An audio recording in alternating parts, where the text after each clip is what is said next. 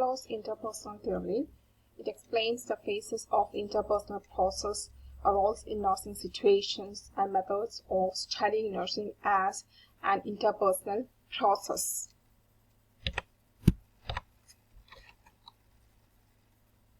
Stresses the importance of nurses' ability to understand their own behaviors to help others identify perceived difficulties. There are 6 primary roles of the nurse as well as 6 secondary roles and 4 phases of the nurse-patient relationship. These are the major concepts about the interpersonal process. So nursing is therapeutic rather than a science. So these are the roles, primary and the secondary.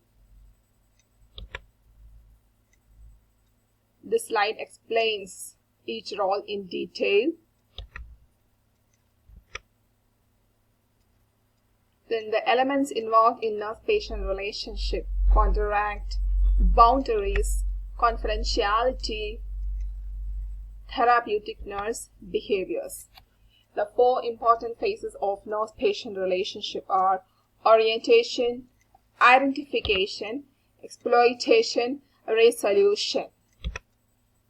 And this is applied in the nursing process. Thank you.